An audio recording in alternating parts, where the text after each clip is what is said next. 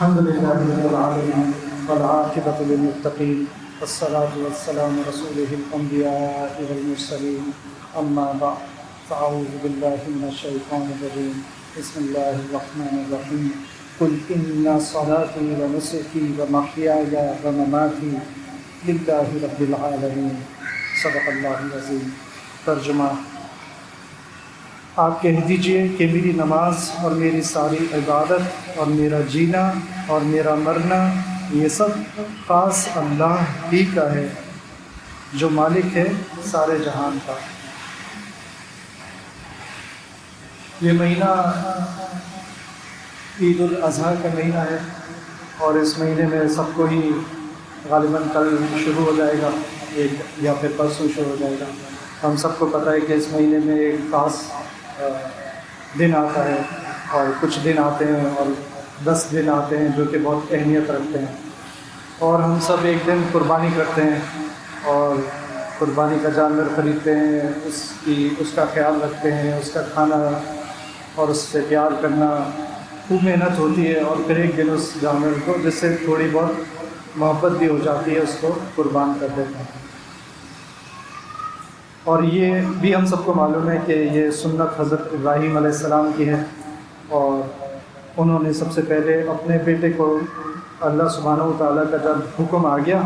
تو اپنے بیٹے حضرت اسماعیل علیہ السلام کو قربان کرنے کی تیاری کی، اور اخلاص کے ساتھ چھری بھی چلا دی۔ اس وقت اللہ تعالیٰ نے ان کی یہ قربانی قبول فرما لی اور بیٹے کو بدل دیا ایک مینڈے سے۔ تو پھر ہم جب اپنی قربانی کرتے ہیں تو صرف ہمیں اس کا اندازہ ہونا چاہیے کہ یہ قربانی ہے کیا، مثلا یہ لفظ کیا ہے، تو یہ قربانی کا لفظ کہاں سے آیا ہے؟ یہ بنا ہے قرب سے، اور قرب یعنی قریب ہونا۔ تو ہم زندگی میں کوئی بھی اگر قربانی دیتے ہیں، اگر وہ اللہ سبحانہ تعالیٰ کے لیے قربانی دے رہے ہیں تو اس سے ہمیں اللہ سبحانہ تعالیٰ کی قربت حاصل ہوتی ہے اور ہونی چاہیے، اگر تو ہماری نیت میں یہ بات شامل ہے، اگر ہم نے اس بات کو سمجھ لیا ہے۔ اور دیکھا جائے تو ہم دنیا میں جو بھی قربانی دیتے ہیں، اگر ماں اپنی اولاد کے لیے دیتی ہے، باپ اپنی اولاد کے لیے دیتا ہے، دوست کے لیے دیتا ہے، تو جب بھی ایسی قربانی ہوتی ہے، چھوٹی ہو یا بڑی ہو، تو اس سے تعلق میں مضبوطی پیدا ہوتی ہے اور قربت پیدا ہوتی ہے۔ اسی طرح ہم اپنی زندگی میں صرف ایک قربانی نہیں دیتے جو عید الاضحیٰ کے موقع پر آتی ہے، ہم چاہیں تو روز قربانی دے سکتے ہیں اللہ سبحانہ و تعالیٰ کے لیے، کوئی نہ کوئی چھوٹا یا بڑا کام جو ہمیں مشکل میں ڈال رہا ہو اور ہمیں ہماری خواہش سے دور کر رہا ہو، ہماری نفسانی خواہشات سے دور کر رہا ہو، تو وہ قربانی ہو جائے گی۔ تو جتنا ہم اپنی زندگی میں قربانیاں دیتے جائیں گے تو اللہ سبحانہ و تعالیٰ سے قربت حاصل ہوتی جائے گی۔ اور حضرت ابراہیم علیہ السلام کی زندگی میں صرف یہ ایک قربانی نہیں تھی، بلکہ قربانیاں ہی قربانیاں تھیں، ایک کے بعد ایک قربانی، جن میں سے کچھ کا ذکر قرآن شریف میں آیا ہے۔ آپ کو معلوم ہے کہ ایک تو یہ حضرت اسماعیل علیہ السلام تو ذبح کرنے کے لیے تیار ہو گئے، اسی طرح آپ کو یہ بھی معلوم ہوگا کہ حضرت اسماعیل علیہ السلام اور ان کی والدہ حضرت ہاجرہ علیہ السلام، ان کو مکے میں بیابان میں جب اللہ سبحانہ تعالیٰ کا حکم ہو گیا تو چھوڑ کے چلے گئے، اور پھر حضرت ہاجرہ علیہ السلام جو تھی وہ اپنے بیٹے کے ساتھ اکیلی تھی، اور پھر اس کے پاس پانی بھی نہیں تھا۔ اب سوچیں کہ اولاد سے زیادہ محبوب کون ہو سکتا ہے، اور حضرت ابراہیم علیہ السلام اپنی اولاد کو بھی اور اپنی اہلیہ کو بھی چھوڑ کر چلے گئے جب اللہ سبحانہ تعالیٰ کا حکم آ گیا۔ تو یہ ایک دوسری بڑی قربانی تھی۔ پھر حضرت ہاجرہ علیہ السلام جب صفا اور مروہ کے درمیان انہوں نے سعی کی، دوڑ لگائی، چلتی رہیں، 7 چکر لگائے کہ بیٹا بیچارہ پانی سے بلک رہا تھا، پیاس سے بلک رہا تھا، تو وہ کوشش کریں گے کہیں پانی نظر آ جائے، کہیں پانی کی کوئی صورت نظر آ جائے۔ تو ان کا وہ یہ بھی ایک قربانی تھی، ان کا ایک پہاڑی سے دوسری پہاڑی پر جانا اللہ سبحانہ تعالیٰ کو اتنا پسند آیا کہ آج جو بھی عمرہ کرتا ہے وہ ان کی اس سنت کو پورا کرتا ہے، اور جو بھی حج کرتا ہے وہ ان کی اس سنت کو پورا کرتا ہے کہ صفا اور مروہ جو 2 پہاڑیاں ہیں ان کے درمیان، یہاں تک کہ ان دونوں پہاڑیوں کے درمیان ایک چھوٹا سا حصہ ایسا ہے جس میں انہوں نے دوڑ لگائی تھی، باقی حصے میں چلی تھی تیز، اور ایک چھوٹا سا حصہ ایسا ہے جس پہ دوڑ لگائی تھی۔ تو آج جو بھی وہ صفا اور مروہ کے درمیان جو بھی حاجی صحیح کرتا ہے تو وہ اس مختصر سے حصے میں دوڑ لگاتا ہے اگر وہ مرد ہے تو۔ کس کی یاد میں؟ حضرت حاجرہ علیہ السلام کی یاد میں۔ اللہ سبحانہ و تعالیٰ نے ان کو وہ ادا اتنی پسند آئی کہ آج ہم سب اس سنت کی پیروی کرتے ہیں۔ اسی طرح حضرت ابراہیم علیہ السلام کو نمرود نے آگ میں ڈالنے کا فیصلہ کیا تو حضرت ابراہیم علیہ السلام تیار تھے، اللہ تعالیٰ کی راہ میں آگ میں جلنے کے لیے تیار تھے۔ اس نے بہت بڑا آگ کا سامان تیار کیا اور اس میں ڈال دیا۔ اللہ سبحانہ و تعالیٰ نے آگ کو حکم دیا، یا نارو کونی بردن و سلاما، اے آگ ٹھنڈی ہو جا اور سلامتی والی ہو جا۔ تو پھر اللہ سبحانہ و تعالیٰ نے آگے قرآن شریف میں جب اتنی قربانیاں دیں حضرت ابراہیم علیہ السلام نے، اور یہ تو ہمیں چند باتیں پتہ ہیں، تو اللہ سبحانہ و تعالیٰ نے قرآن شریف میں سورہ نساء میں فرمایا وَاتَّخَذَ اللَّهُ إِبْرَاهِيمَ خَلِيلًا، کہ پھر اللہ سبحانہ و تعالیٰ نے ابراہیم کو اپنا دوست بنا لیا۔ اب آپ سوچیں، جب یہی جو بات شروع میں نے عرض کی کہ اگر قربانی دیں گے تو اللہ سبحانہ و تعالیٰ سے ہمارا قرب ہمیں حاصل ہو جائے گا، اور قرب حضرت ابراہیم علیہ السلام کو اتنا قرب حاصل ہو گیا کہ اللہ ان کے دوست بن گئے۔ اللہ سبحانہ و تعالیٰ خود فرما رہے ہیں کہ پھر میں نے ابراہیم کو اپنا دوست بنا لیا۔ تو یہ کوشش ہم بھی کر سکتے ہیں، اللہ کی دوستی ہمیں بھی۔ اللہ سبحانہ و تعالیٰ فرماتے ہیں اللہ ولی الذین آمنوا، کہ تمام ایمان والوں کے دوست ہیں۔ تو ایک تو اللہ تعالیٰ نے ایک عام خطاب فرما دیا کہ تمام ایمان والوں کے دوست ہیں، لیکن اگر ہم بہت اللہ تعالیٰ کی دوستی چاہتے ہیں تو دیکھیں ہم اپنی زندگی میں اللہ سبحانہ و تعالیٰ کے لیے کیا قربانیاں دے رہے ہیں، اور یہ قربانی جو ابھی آنے والی ہے عید الاضحیٰ والی، یہ قربانی ہم کس نیت سے کر رہے ہیں؟ اللہ نہ کرے کہیں اس میں یہ نیت تو نہیں ہے کہ فلاں لے رہا ہے تو ہمیں بھی لینا چاہیے، فلاں نے گائے لیے تو ہم 2 گائے لیں گے، فلاں نے ایسا بکرا لیا تو ہم اس سے اچھا بکرا لیں گے، اور فلاں یہ کر رہا ہے تو ہم بھی کریں گے۔ کہیں یہ تو نیت نہیں ہے، اور ڈر یہ لگتا ہے کہ کہیں ایسا ہی نہ ہو، کیونکہ وہ لوگ جو قربانی کر رہے ہوتے ہیں وہ ان میں سے بہت سے لوگ ایسے ہوتے ہیں جو مسجدوں میں حاضر نہیں ہوتے، اور مسجد کی جو عبادت ہے وہ فرض ہے، یا نماز جو ہے 5 وقت کی نماز جو ہے وہ تو فرض ہے۔ اگر کوئی اپنی فرض چھوڑ رہا ہے اور واجب کو ادا کر رہا ہے تو وہ ایک زیادہ اہم کام کو چھوڑ کر کم اہم کام کو کر رہا ہے۔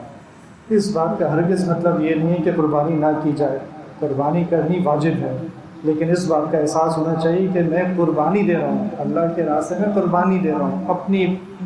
اپنی کوئی چیز قربان کر رہا ہوں۔ تو مجھے اللہ تعالیٰ نے کچھ اور بھی حکم دیا ہے، صرف یہ حکم نہیں دیا کہ سال میں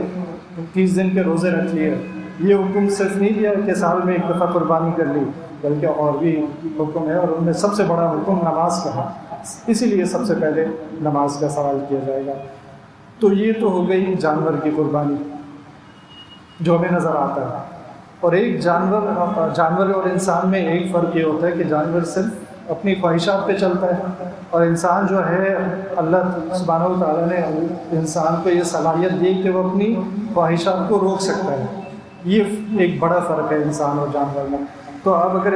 جانور سے ہم کہیں کہ بھئی رمضان کا مہینہ ہے، ہمارے یہاں لوگ گھروں میں پالتے ہیں جانور، کسی کے یہاں طوطے ہوتے ہیں، کسی کے یہاں بلی، اسی طرح۔ تو اگر ہم رمضان میں کسی جانور سے کہیں کہ صبح سے شام تک تم نے کچھ نہیں کھانا، تو وہ ہماری بات نہیں مانے گا، کیونکہ وہ جانور ہے، وہ اپنی خواہش کی پیروی کرے گا، تو اس کی پوری زندگی صبح سے شام تک اور رات سے صبح تک اس کی زندگی اپنی خواہشات پہ چلتی ہے، اس کی کوئی قوانین نہیں ہے کہ یہ کر سکتا ہے اور یہ نہیں کر سکتا۔ ہمارے لیے اللہ سبحانہ و تعالیٰ نے قوانین بنائے ہیں، اور پھر ہمیں یہ صلاحیت دی ہے کہ ہم اپنے آپ کو اپنی خواہش کو روکیں، اگر گناہ کی خواہش ہو رہی ہے تو اس کو روکیں، یہ اللہ تعالیٰ نے ہمیں صلاحیت دے دی۔ اگر